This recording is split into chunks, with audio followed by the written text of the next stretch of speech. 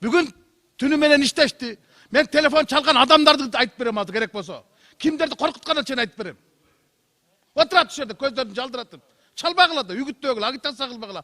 Эртең элдин арасына барып, жүзүбүздү да көрсөтөт. 5-чакырылышта эң оор кырдаалды ишке ашырган учурду мына бүгүнкү күндө берип коюп атабыз. Ошон азыркы 16-чы добуш берүүдөгү бул казино боюнча болчу да.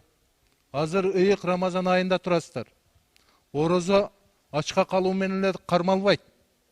Кудайдын ыраазычылыгы менен кармалат. Ошондуктан көп депутаттар азыр суранып атат. Мына 3-4 депутат айтты. Кайрадан добушка коюшуңуздарды биз суранат элек да. Бул биринчиден аппараттын күнөөсү бар бул жерде.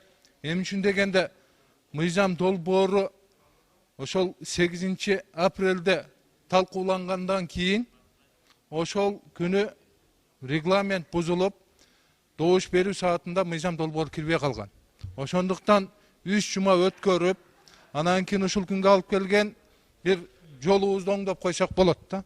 Ошондуктан урматтуу депутаттар, эми эртең мындай билбейм, ар бириңиздердин өзүңүздөрдүн укугуңуздар добуш берүүдөчү. Мен бүгүнкү күндөгү азыркы добуш берүү 6-чакырылыштын эң жаман көрсөткүчү. Ошондуктан кайра добушка коюу менен суранат элем. Себеп бар да жүйөлүү. Процедуралык маселе боюнча 5-микрофон. Каршы берем деп макулду басып алыппын. Ошон үчүн менин голосумду отмент этип коюңуз, урматтуу төрага. Чындыгында бул Макуланда мындай кылалы, азыр аягына чейин чыгайлы, анан бул маселени чечели. Сунуш келип түштү, сунушту добуш берүү менен чечебиз. Рахмат. Кийинки мыйзам долбоор. Рахмат.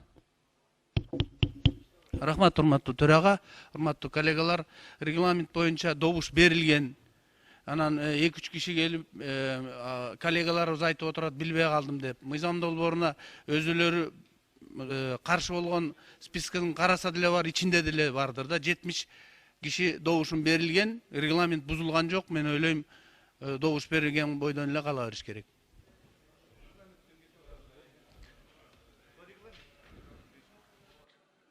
Алтынчы микрофон. Рахмат, урматтуу төрага. Ушул казино боюнча башкадан койсоңор, башынан койсоңор. Себеби көптөгөн депутаттар түшүнбөй макул добуш басып алды. Ошонун катарында мен да басып алдым. Казино деп мындай темасын койбой эле башка теманы коюп өткөрдүңөр силер. Мындай болбойт, ошону кошушуңар керек. Бүт кыргыз эли карап турат. Орозонун ыйык күнүндө мындай нерсени көбү колдобойт. Рахмат. 2 микрофон, процедуралык маселе.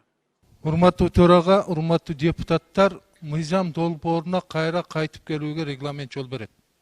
Эгерде мыйзам өтпөй калган учурда кайра кайталап коюуга регламент жол бербейт да.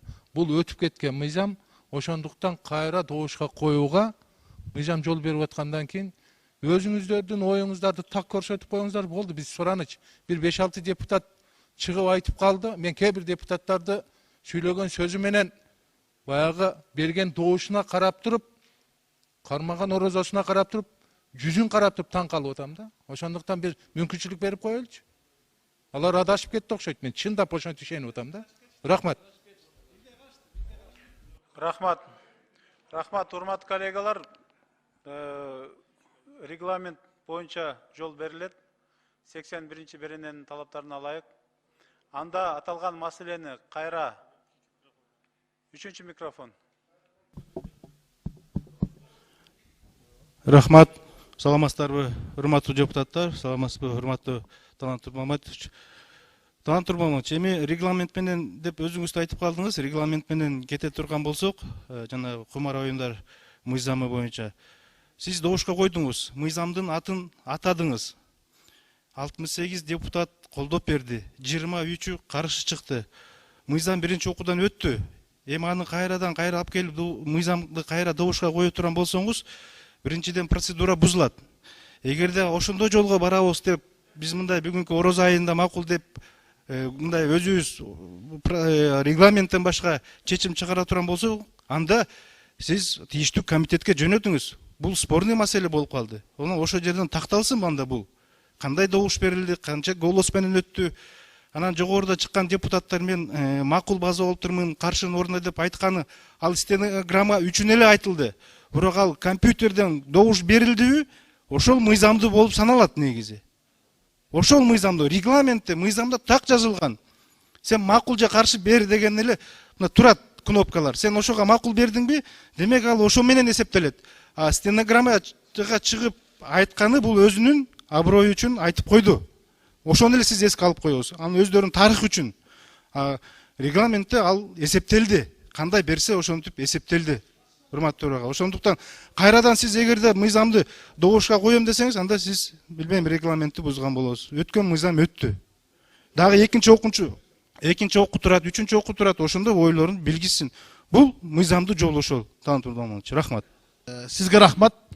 Калыс алпаратас, сиз мыйзамды дагы, ыйманды дагы барктаган адамсыз, өзүңүз намаз окуйсуз. Ушул жерге келгенде сиздин принципиалдуу турганыңыз мага аябай жагып атат. Эми урматтуу кесиптештер, баш мыйзамды биз 2 күндө кабыл алганбыз. 3 окууда. Ошол регламентте бар беле?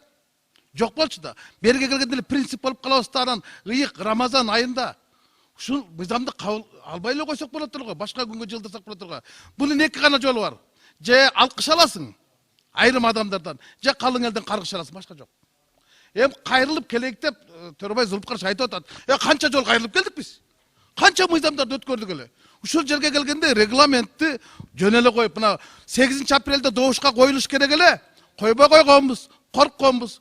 Бүгүн түнү менен иштешти. Мен телефон чалган адамдарды айтып берем азыр керек болсо. Кимдерди коркутканын чейин айтып берем. Отурат ушул жерде көздөрүн жалдыратып. Чалбагыла да, үгүттөгүлө, агитация кылбагыла. Ар ким өзүнүн эрки үчүн добуш берсин. Эртең келечек үчүн добуш. Канча деген үй бүлөлөр бар талкаланган, тагдырлар сынган. Көз жаш бар. Анан кийин ушул жерге келгенде агитация кылбай эле кайра добушка кайтып келейик, ар кимге мүмкүнчүлүк берейик. 8 апрелде талкуу болгондо көпчүлүк депутаттар катышкан эмес. Азыр дагы жаңылып басып алды. Эми мүмкүнчүлүк берип коелу, будан эчтеке сыгбайт. Бирок сиз регламент менен алып барасыз, сизге рахмат, урматтуу төрага. Букаровдун сунушун колдойт элем. Ошону дагы кайра бир добуш коюп коюңузчу, ошону.